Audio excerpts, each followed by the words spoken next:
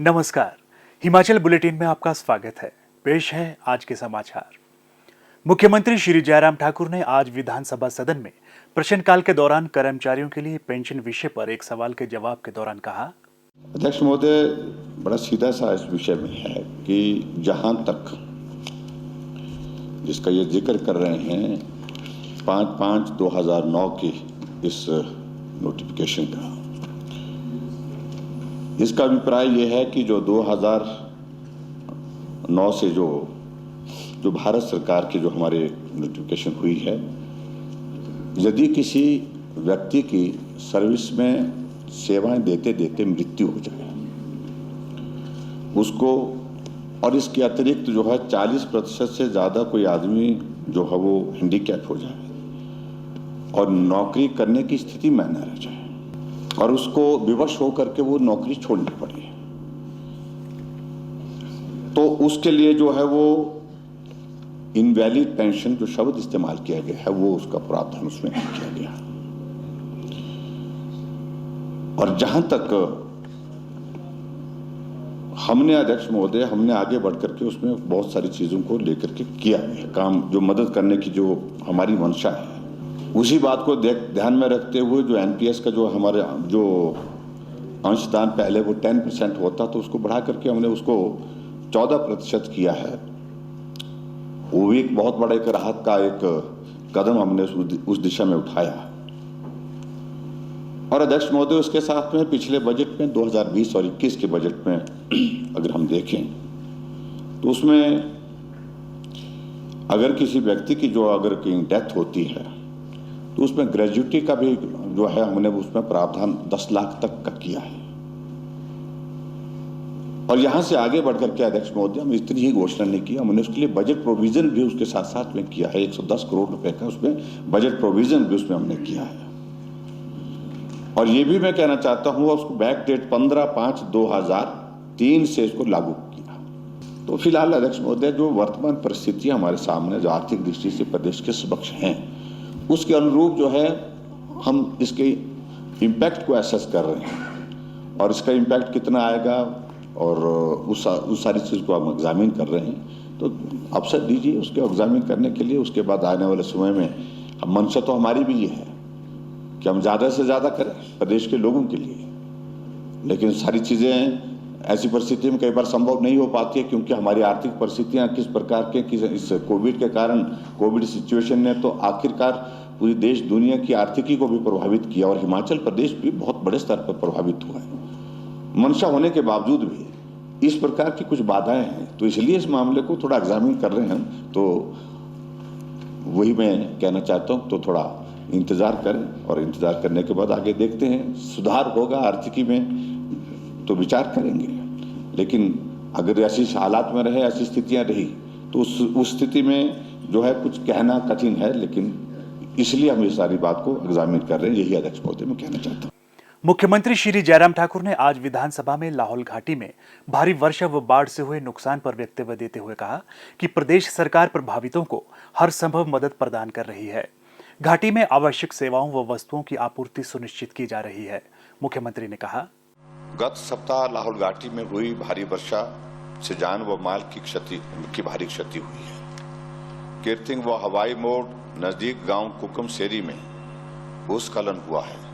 जालमा नाला, सांशा नाला, चांगुट व उरगोश नाला तथा दारचा शिंकुला सड़क पर 2 नालों में भारी बाढ़ आई, जिससे सड़कों, पुलों, पेयजल व सिंचाई योजना को भारी नुकसान हुआ है। इसी तरह तोंजिंग नाला में भारी बाढ़ से 7 लोगों की बहुमूल्य जान चली गई है। 3 लोग अभी भी लापता हैं तथा 2 घायल लोगों को सुरक्षित बचा लिया गया है। मैंने स्वयं दिनांक 31/7/2021 को वहां जाकर मौके पर हुए नुकसान व राहत कार्यों का जायजा लिया है तथा दिनांक 1/8/2021 को हेलीकॉप्टर के माध्यम से हवाई सर्वेक्षण भी किया है। वहां पर फंसे हुए 372 स्थानीय लोगों को सुरक्षित निकाला गया है, जिनमें से 19 लोगों को हेलीकॉप्टर के माध्यम से निकाला गया है। मैंने मौके पर बीआरओ, लोक निर्माण विभाग व जल शक्ति विभाग को राहत कार्यों में तुरंत प्रभाव से काम करने के आदेश दिए हैं। पिछले कल 2/8/2021 तक लाहौल घाटी के मुख्य मार्गों में केवल तांदी संसारी नाला सड़क अवरुद्ध है, जिसे बीआरओ द्वारा शीघ्र बहाल करने के लिए प्रयास जारी है। मामला वास्तव में बहुत ही गंभीर है। इस विकट स्थिति में सरकार हर संभव सहायता प्रदान करने का प्रयास करेगी तथा मामले की गंभीरता के दृष्टिगत मैंने जिला प्रशासन को निर्देश दिए हैं कि बाढ़ प्रभावित परिवारों को तुरंत उचित ठहरने के प्रबंध किए जाएं तथा आवश्यक वस्तुओं की आपूर्ति सुनिश्चित की जाए। सड़कों, पेयजल योजनाओं एवं विद्युत आपूर्ति हेतु आवश्यक मुरम्मत प्राथमिकता के आधार पर की जाए।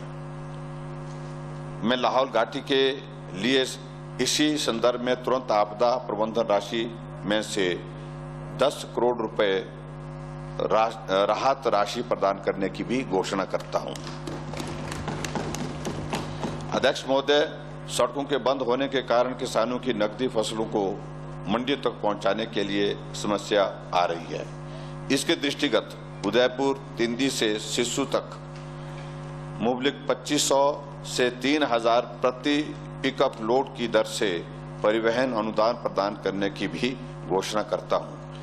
इसका भुगतान संबंधित विभागों द्वारा नियमानुसार किया जाएगा। यह परिवहन अनुदान घाटी में सड़क सुविधा सुचारू होने तक प्रदान किया जाएगा। जब तक अध्यक्ष महोदय वहां पर सड़कें जो है वो रिस्टोर नहीं होती, तब तक के लिए लोग जो है वो अलग अलग माध्यम से जो है वो अपनी जो कैश क्रॉप है जिसका मैंने जिक्र किया है, गोभी है, मटर है, मटर के अतिरिक्त जो हमारी ब्रोकली है और उसके साथ हमारे जो फूल हैं उनको मार्केट तक पहुंचाने के लिए वो प्रयत्न कर रहे हैं और स्वाभाविक रूप से उसमें उनको कठिनाई आ रही है। उस दृष्टि से ये राशि जो है हमने जो जिसका मैंने जिक्र किया है, जो ट्रांसपोर्ट सब्सिडी की मैंने बात कही है, जब तक के लिए घाटी में ये सुचारू रूप से ये व्यवस्था वहां पर स्थापित नहीं होती तब तक के लिए ये जारी रहेगी।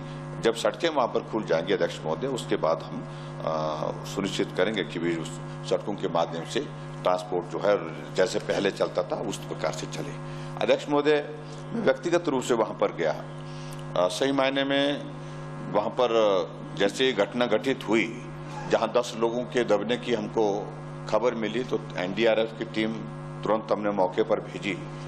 आईटीबीपी ने भी वहां पर बहुत अच्छा काम किया, बीआरओ ने भी अच्छा काम किया और लोकल प्रशासन ने हमारे पुलिस विभाग और पुलिस विभाग के साथ साथ में हमारे रेवेन्यू डिपार्टमेंट में सभी लोगों ने वहां पर बेहतरीन काम किया है, अच्छा काम किया है। स्थानीय लोगों का भी अध्यक्ष महोदय मैं बहुत धन्यवाद करता हूं। ऐसे संकट के क्षण में वहां पर मैंने एक चीज बहुत जो देखी, जो वहां स्थानीय लोग हैं उनने बहुत बड़ा उसमें सहयोग दिया। जो टीमें वहां पर काम करने की लगी थी, वहां की महिला मंडलों ने उनके लिए खाने की व्यवस्था बहुत बेहतर ढंग से सारी व्यवस्था जो कर सकते थे वो करने के लिए भी मदद की है उन्होंने। उसके अतिरिक्त अध्यक्ष महोदय, जो लोग फंसे हुए थे वहां पर, उन लोगों को हमने तय किया कि जहां है वो वहीं रहें, सुरक्षित रहें, उनके लिए वहीं पर व्यवस्था की और वहां पर भी गांव के लोगों ने बहुत बड़ा उसमें सहयोग दिया। उनको घरों में ठहराया, ठहराने के साथ उनकी भोजन की सारी चिंता जो है वो रहने की व्यवस्था जो है वो सारी चिंता उनने स्थानीय लोगों ने की। उसके लिए मैं स्थानीय जनता का भी धन्यवाद करता हूं। और वहां जैसे ही थोड़ी स्थिति सुधरने में आई तो लोगों को निकालने के लिए हमने बड़े स्तर पर प्रयत्न किए और वहां से जो बसें हैं हमारी, बसों के माध्यम से फिर जहां तक वो आ सकते थे वहां तक उनको पहुंचाने के लिए व्यवस्था हमने कुछ जगह झूले लगा करके भी की, उससे भी लोगों को निकाला और सुरक्षित निकाला। जितने भी लोग फंसे थे किसी को कुछ नहीं वहां पर हुआ, सब सुरक्षित होकर के अपने घर गए। और अध्यक्ष महोदय, इसके अतिरिक्त जो कुछ लोग ऐसी जगह थे जहां पर झूला लगाना भी हमारे लिए संभव नहीं हो पा रहा था और जो पुल टूट गए हैं, रास्ते टूट गए हैं, उनको सुरक्षित निकालने में बहुत कठिनाई आई थी। उनको हमने वहीं पर रखा और सरकार का जो हमारा हेलीकॉप्टर है, हेलीकॉप्टर वहां पर भेजा। हेलीकॉप्टर भेज करके उनको वहां से सुरक्षित निकालने में हम सफल हुए हैं।